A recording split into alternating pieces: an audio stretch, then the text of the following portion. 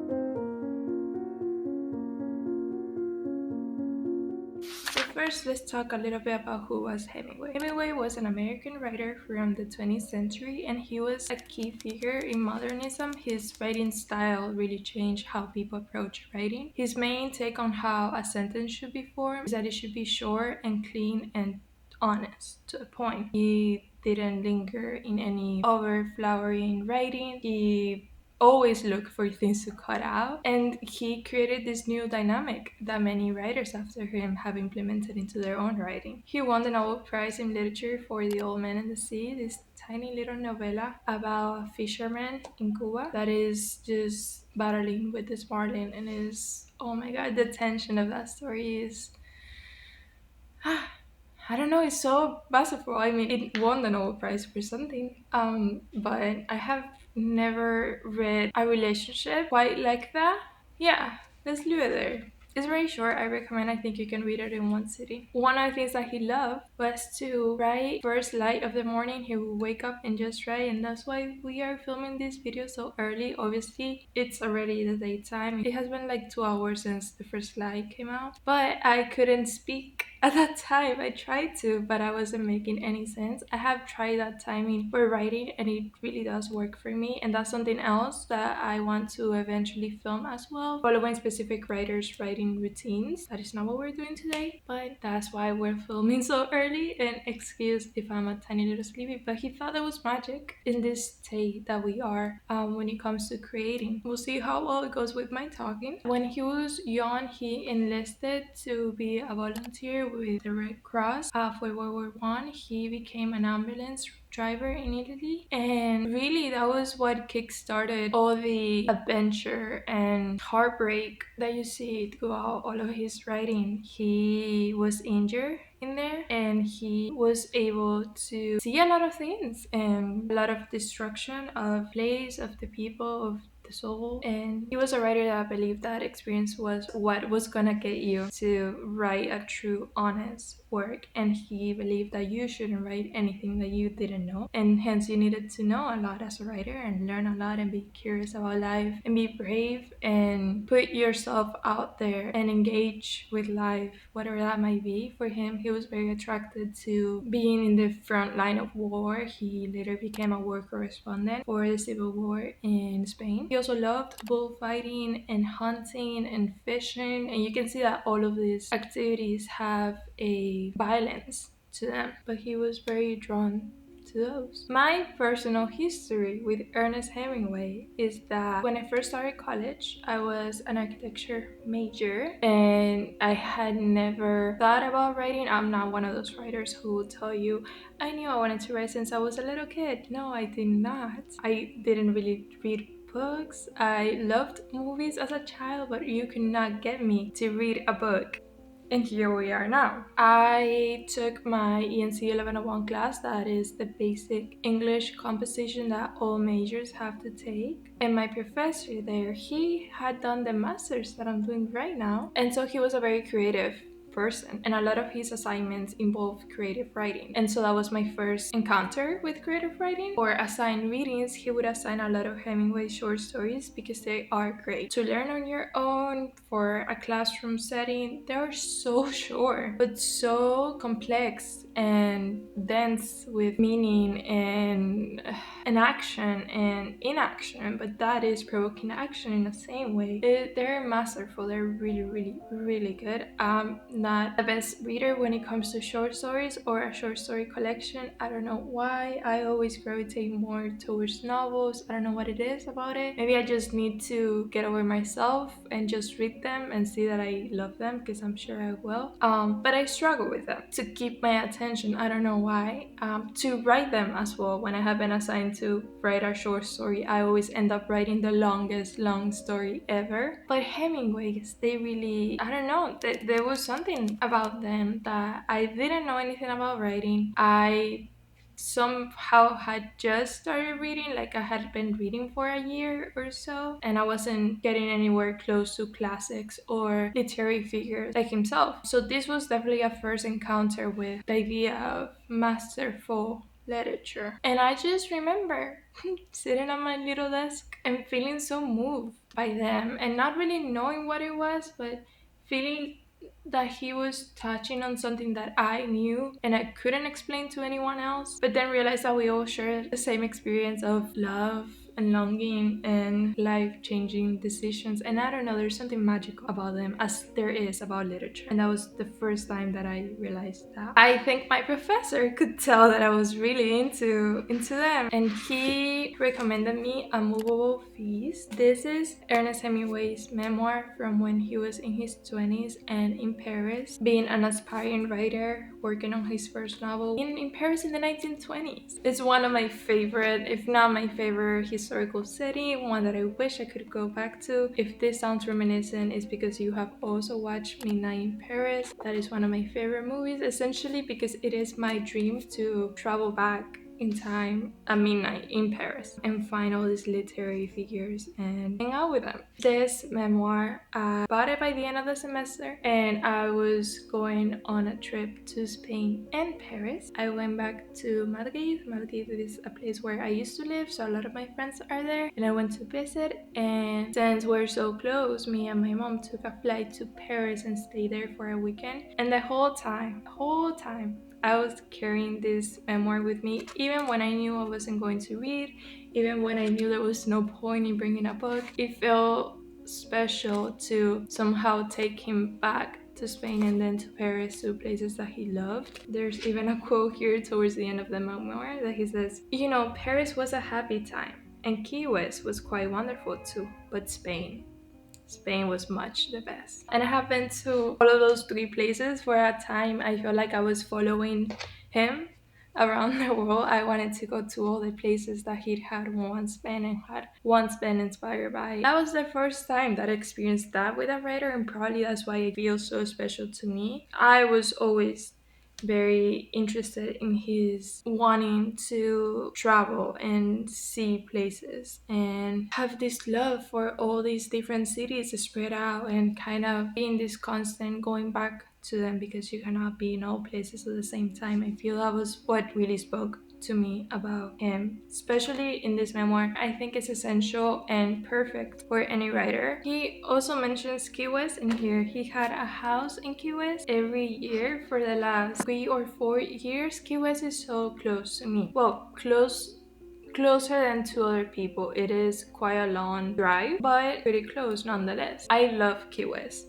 So every year around my birthday, I like to go. It's perfect weather and I love the drive. It just makes me so happy and I look forward to it every single year. And one of the things that I'm sure I need to do when I go to Key West is visit bookstores. I love the bookstores down there and visit Hemingway's house. I am in love with his house. I also find something magical being there. I don't know, there's something so special about stepping on a place that you know was the place where one of your favorite books was written. While he was in Paris, he started writing his debut novel, The Sun Also Rises. But while he was in Key West, he was writing A Farewell to Arms. And you can sense it. You can feel the magic. Maybe it's me being delusional, but I really love the house. It's also beautiful. And you also have a little bookstore, the Hemingway bookstore in there, where every year I like to get a book because they give it to you with the little sticker of Hemingway's home, and it's also stamped inside of both his and my stamps. I don't know, the tradition of going to his house to get one of his books is very dear and special to me. And then the book that I read most recently and that we're gonna be talking about in this vlog, this little collection, this a little postcard that I got there. This is him at his house. And also the cats.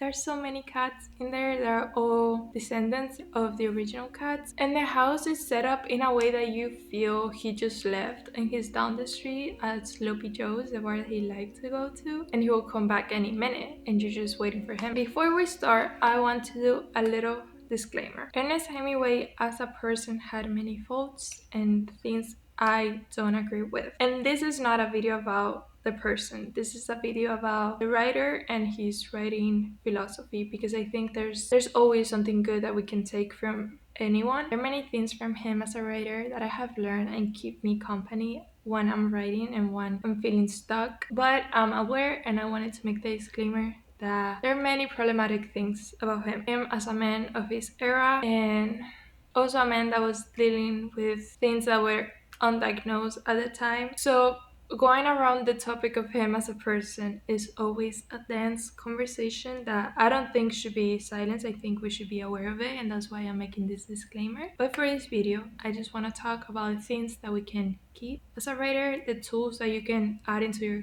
toolkit if you wish to. One thing about this parlor is that you will find that you have your own parlor and I'm just sharing mine with you. But this is one of the things that he says in here. You should look for the writers that you can learn something from, and this means the writers that you admire and that somehow resemble what you would like to do. I think that as a writer there are many things that anyone could benefit from him, and so today we're gonna chat about writers' writing philosophy.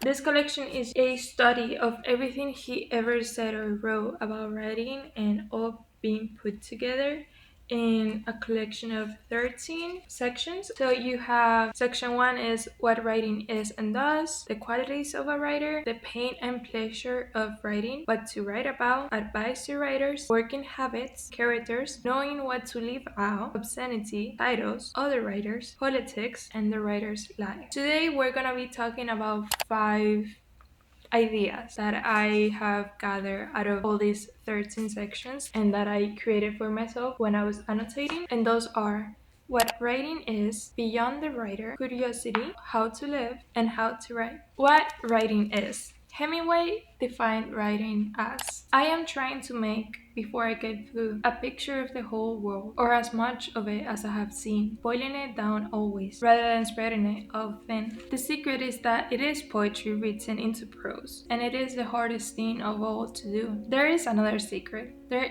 isn't any symbolism. The sea is the sea, the old man is an old man, the boy is a boy, and the fish is a fish. The sharks are all sharks, no better and no worse. All the symbolism that people say is what goes beyond is what you see beyond when you know. Good writing is true writing. If a man is making a story up, it'll be true in proportion to the amount of knowledge of light that he has and how conscientious he is, so that when he makes something up, it is as it will truly be. You see, I'm trying in all my stories to get the feeling of actual life across, not just depict life or criticize it, but actually make it alive. So that when you read something by me, you actually experience the thing. You can't do this without putting in the bad and the ugly as well as what is beautiful. Because if it is all beautiful, you can't believe it. Things aren't that way. It is only by showing both sides, 3 dimensions, and if possible 4, that you can write the way that I want to. To Hemingway, writing should resemble life and sometimes be even more true than life. And with that comes showing everything about it. The uncomfortable, the ugly, the beautiful, the comfortable, the everything, and cannot touch upon that thing that we all experience in an almost invisible way. It should show the things that we cannot name but we all feel, part of the experience of being alive and being a human being. And there's a passage in The Sun Also Rises that I think really shows this. No one was up before noon. We ate at a table set out under the arcade. The town was full of people. We had to wait for a table. After lunch, we went over to the Iruña. It had filled up, and as the time for the bullfight came, it got fuller, and the tables were crowded closer. There was a close, crowded hum that came every day before the bullfight. The cafe did not make the same noise at any other time, no matter how crowded it was. This hum went on, and we were in it and a part of it. That idea of listening so close to something where so many people are and so many people experience, and I'm sure if you ask them after they left that place, they could tell you that there was something about it, but maybe they couldn't quite articulate what it was. And that is such a shared experience, but to him, to kind of name it and say it was a hum that just existed there and we became a part of it. We're not it necessarily, but it's a collective that happens in this specific place, in this specific time before the bullfight, and it's a magical success. And it doesn't have to do with the amount of people that are here, because at other times when this cafe has been just as crowded, it's not present, but it has to be before this event, and you can only be part of it. You cannot become it, you cannot pause it, you can connect with it, and that kind of can resemble why people are even going to this cafe before the bullfight and why people love to be there all crowded, because maybe they're looking for that hum. Mind you, I don't like bullfighting, but the way that he talks about it in this book made me appreciate and understand why. Still don't like it, still don't agree with, but he has that magic to me of showing how people live that kind of makes me see the world in a new way, and that's one of the things that I admire. And as you can even see here in the way that these sentences are constructed, no one was up before noon. We ate at tables set under arcade. He isn't telling us how those tables are. We're not told the temperature directly, but by saying that the tables are under the arcade, we can assume it was very hot and so it's looking for the shade. The town was full of people. We had to wait for a table. After lunch, we went over to the Iruña. It had filled up, and as the time for the bullfight came in, it got fuller, and the tables were crowded closer. So we see how the image is always focused on bringing people even more together, so by the time we get to the home, we're so almost claustrophobic that it makes sense, where we're not told how many people are in the town,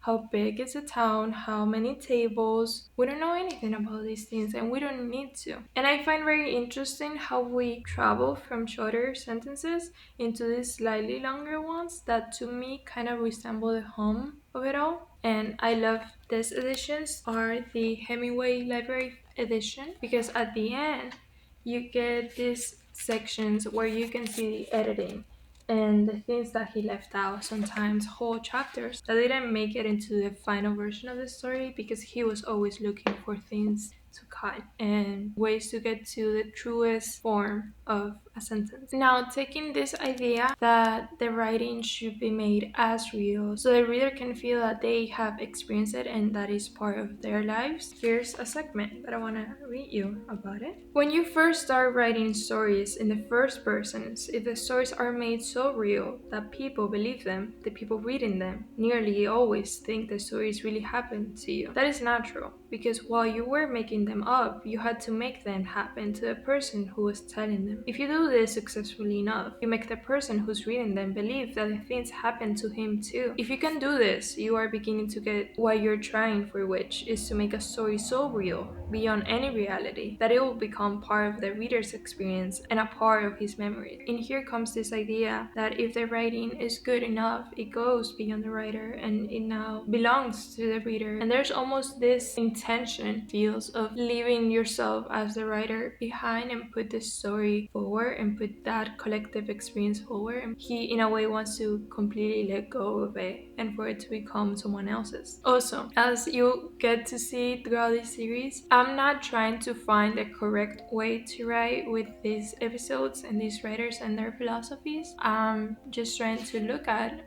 how they thought about it and see what we can all learn from it. There are things that I agree with and there are things that I don't agree with, and you don't have to agree with everything, but hopefully there will be something in the madness of these notes and this idea that would resonate with you and that you can take into your own writing. A good writer should know as nearly everything as possible. Naturally, he would not. A great enough writer seems to be born with knowledge, but he really is not. He has only been born with ability to learn in a quicker ratio to the passage of time than other men, and without conscious application, and with an intelligence to accept or reject what is already presented as knowledge. There are some things which cannot be learned quickly, and time, which is all we have, must be paid heavily for their acquiring. They are the very simplest things, and because it takes a man's life to know them, the little new that each man gets from life is very costly, and the only heritage he has to leave. Every novel which is truly written contributes to a total knowledge which is there at the disposal of the next writer who comes, but the next writer must pay, as always, a certain nominal percentage in experience to be able to understand and assimilate what is available at his birthright and what he must in turn take his departure from. This idea of acknowledging what came before you and using it to your advantage, learning about the things that other writers did before you that you can apply, that you can, as he would later on in this collection go to say, that you can battle with, that you can jump in a fighting ring with those writers and where it came best. Anyways, that is a very Hemingway analogy. But the way that I see it is to see everything that came before you that you can use and learn from, and to eventually leave something behind that adds up to a collective knowledge, and knowing that just as you have the right to take from everything that came before you, you also have the obligation to leave something behind for the next group of writers. And that writing really is just a collective conversation that we all become part of, kind of like the hum in the passage before, that we can be a part of. We're not the hum, we don't invent the hum, but we can add to it and we can make it grow, and we can do this only by acknowledging what came before and what has kept that hum going throughout the ages. And so things like, again, I think this is just a testing to the Writers Parlor that we are going to be constructing throughout these videos. Essentially, you want to become observant enough and curious enough to look for those things, to study those that came before you. And that is another quality that I got from his writing, the ability to be curious. It seems like a very important point for Hemingway, and one that I most definitely agree with. All my life, I have looked at words as though I were seeing them for the first time. That amount of detail is something that I really admire from his writing and his writing philosophy. Then, what about imagination? It is the one thing, beside honesty, that a good writer must have. The more he learns from experience, the more truly he can imagine. And then, on this idea of imagination, I wanted us to look at the word and its etymology, and where it comes from and what it really means. Something again that my professor, who does a parlor, loves to, and it's something that I have applied and learned from her. She is definitely in my parlor of writers. So imagination, it comes from the Latin imago, meaning image, likeness, ghost, or phantom. From the verb imagine, to picture oneself, or to form a mental image. And the root M, to copy. It traveled from Latin into Old French, to then English. And you can see that the idea of imitation and imagination are deeply intertwined into the root of this word. Suddenly, imagination is not just about making something up in your head, but rather imagination as a mirror of the things that you have witnessed and the things that you have seen and the things that you know, and doing a copy image of them, slightly tweak. So then the idea of learning about a word becomes very important, because that's the only way that you can imagine, since imagination is the idea of a mental image, a likeness, a ghost. I would like to be able to write understandingly about both deserters and heroes, cowards and brave men, traitors and men who are not capable of being traitors. We learn a lot about such people. Another thing that you see throughout his own writing and throughout this book is that he believed that a writer's job was to observe but not to judge. As a human being, you have your own judgments about what's good and what's bad, and those are things that you don't want to lose. That's what makes you human. You should have your morals. You should have a set system of how you view the world. As a writer, you should be just as curious about a hero as about a villain. You should learn how to see what anyone can give you for your own writing, what any situation can present and say about life. And as a writer, you are meant to be in constant observation and then just placing those situations on the page. Even when you're writing the story, you shouldn't tell people how to feel. You shouldn't tell people this is the good guy and this is the one that you want to follow and be like, and this is the bad man. And then that idea leads me to a quote that would be part of the first point of what writing is, and that is that writing is something honest. And he says, the hardest thing in the world to do is to write straight, honest prose on human beings. First, you have to know the subject, then you have to know how to write. Both take a lifetime to learn. And I think Hemingway wouldn't want you to take that as discouragement. I mean, if you were to take it as discouragement, he would probably be like, then you take it as discouragement, you are not meant to write. But that's not the energy that we're bringing in this video. I think that more than discouragement, that should be a invitation to keep on learning throughout your life, to keep on wanting to write the best thing you can possibly write. There's another book by him that I don't have here with me right now, but that is For Whom the Bells Toll. And that is, so far, the only Hemingway that I haven't truly enjoyed, just because it has a lot of history, not my writing style. Anyways, to him, that was his masterpiece, and he could have only written that after he had written The Sun Also Rises, A Farewell to Arms, and all the short stories in between. It has to do with war, and both of these novels touch upon the subject, both of people who have been changed by war and battle, but we could have only gotten to the people that he writes about in For Whom the Bells Tolls if we had gone through this one. So it's just the idea that we're constantly learning and evolving, and that should be exciting rather than intimidating. And finally, for this section of being curious, there's another line in here. This is part of a passage in A Moveable Feast. Hunger is good discipline, and you learn from it. Historical context on this. Throughout this book, you see him talking a lot about his and Hadley's economical situation, and always describing it as having little to get by and kind of struggling in Paris. This in a historical context could be taken kind of both ways, because in a sense they were living off at least pension or inheritance, so they were better off than most people, and they had a pretty privileged situation in Paris. Still, they were not the richest people in the whole city. So there's that also. And in this quote, he's talking about hunger in a literal sense, but I want to take it to a figurative sense. And that is what helps me when it comes to writing and having this tool. So this is a perfect example of what I was saying at the beginning of keeping the things that help you and are beneficial for you and leaving the things that don't. The way that I see this, that hunger is a good discipline and that you learn from it, is being hungry for the things that you want to do,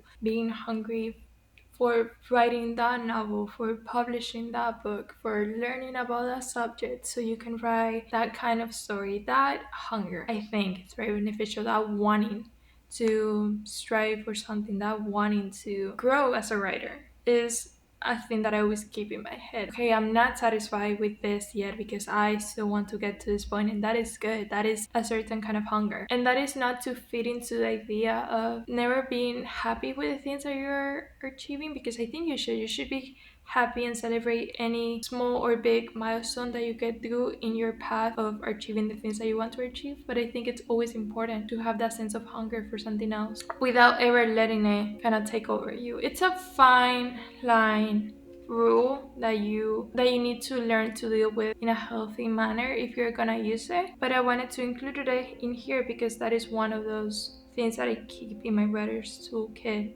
that I got from him. Then you felt sometimes like you could never write, but after a while, you knew sooner or later you would write another good story. I still need some more healthy rest in order to work at my best. My health is the main capital I have. The minute I stop writing for a month or 2 months and I'm on a trip, I feel absolutely unknowingly happy. But when you're writing and get something the way you want it to be, you get a great happiness too. But it is very different. Although one is as important as the other to you, yourself, when you have a feeling of how short your life is. In these 3 quotes comes the idea of how to deal with writer's block, and how to be aware of the fine line between writing and living, and how we can find a healthy middle ground. When you are stuck, you should know that you have before written something good and that you would write it again. Being away from the page and being with the page are just as important, and you should always keep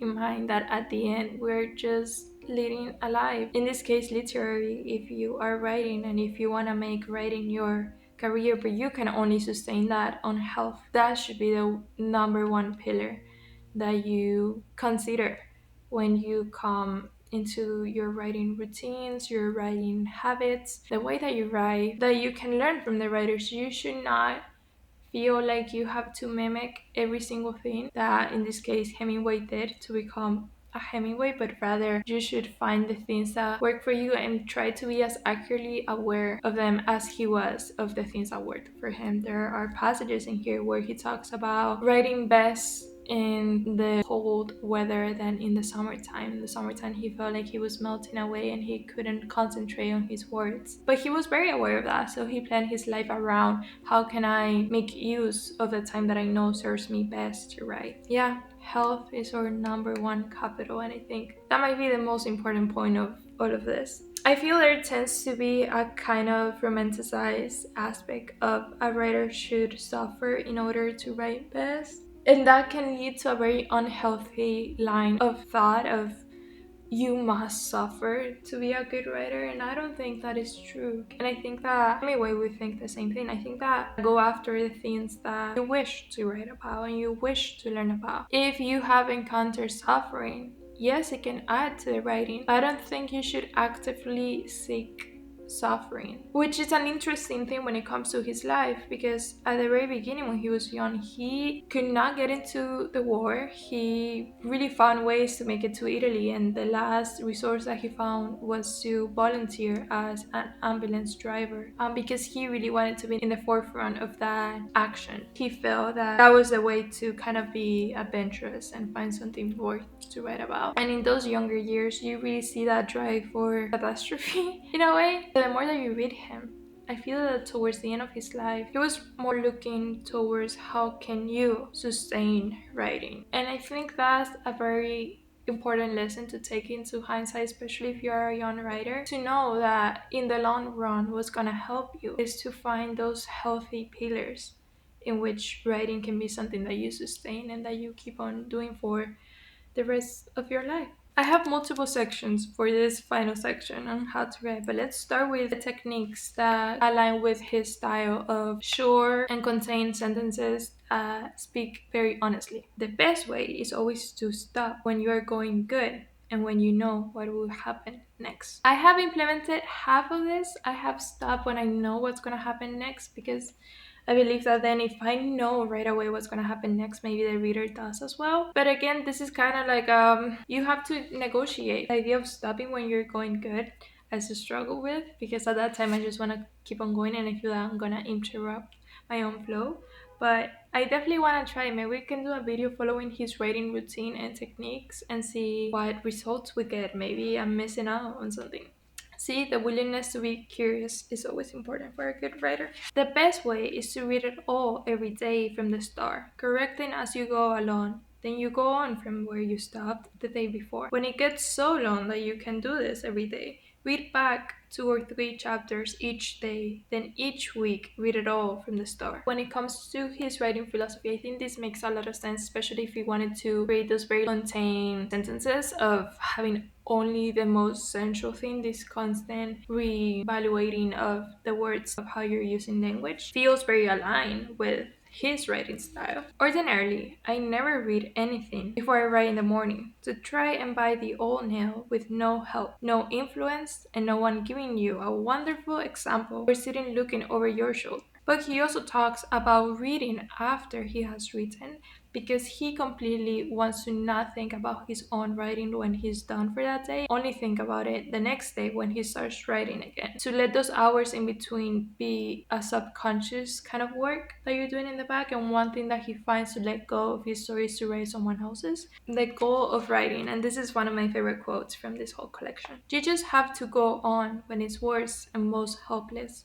There's only one thing to do with a novel, and that is to go straight on through the end of the thing. I love that idea. You just have to finish. You just have to keep on going. You shouldn't get too caught up on judging or judging yourself. You just have your only mission as a writer is to write the thing, and then it can be worked on, and then it can be edited, and then just have to finish it. If a writer of prose knows enough about what he is writing about, he might omit things that he knows, and the reader, if the writer is writing truly enough, would have a feeling of those things as strongly as though the writer had stated them. The dignity of movement of an iceberg is due to the only one A of it being above water. He wrote the shortest short story ever. That story is a sentence long. It's called Baby Shoes. For sale, baby shoes, never worn.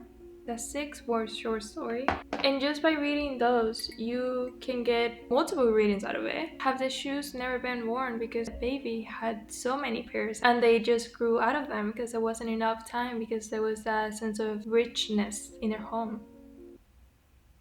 Were the shoes never worn because they were bad for a baby and the baby was never worn.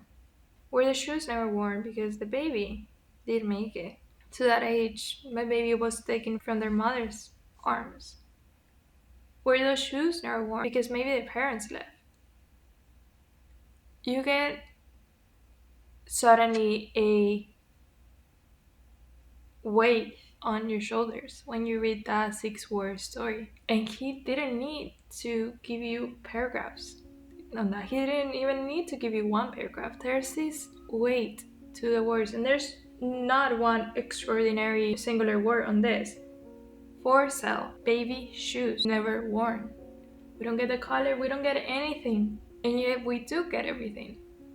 Is this considering of the words that is so... He just knew exactly what to omit. In kind of a similar sense, A Farewell to Arms is famous for having 47 alternative endings, and if you get the library edition, you get to read them all. And I remember when I finished this book and got to the published chosen ending, I couldn't believe it. I was like, how How can that be the ending? No, how we gone through this whole journey for that to be the ending? And then I read all the other 47 options and I realized that, yeah, the one that was chosen was the men's ending, and you could have only gotten there if you have gotten through the other 47 options. And that's it's just a testament to how much he valued language and consider his own words, and never, and I think this is a lesson here, never put yourself in such a high stand that you hurt yourself in your own writing. Be always curious about what's the best thing I could write, and always be in that search, always be with that hunger to learn and get better and improve and to wonder. And 47 alternative endings, that is something. And the final quote that I wanted to read you from this collection: you must be prepared to work always without applause. When you're excited about something is when the first draft is done, but no one can see it until you have gone over it again and again, until you have communicated the emotion, the sights, and the sounds to the readers. And by the time you have completed this, the words sometimes would not make sense to you. So many times have you reread them. By the time the book comes out, you have started something else, and it is all behind you, and you do not want to hear about it, but you do. You read it in covers, and you see all the places that now you can do nothing about. All the critics who could not make it their reputations by discovering you are hoping to make them by predicting, hopefully, you are approaching impotence, failure, and general drying up of natural juices. You are just as well off without these reviews. Finally, in some other place, some other time, when you can't work and feel like hell, you will pick up the book and look in it and start to read and go on. And in a little while, you say to your wife, "Why this stuff is bloody marvelous?" And she will say, "Darling, I always told you it was." Or maybe she doesn't hear you and says, "What did you say?" And you do not repeat the remark. But if the book is good, it's about something that you know, and it's truly written, and reading it over, you see that this is so you can let the boys jib, and the noise will have that pleasant sound coyotes make on a very cold night when they're out in the snow and you are in your own cabin that you have built or paid for with your work.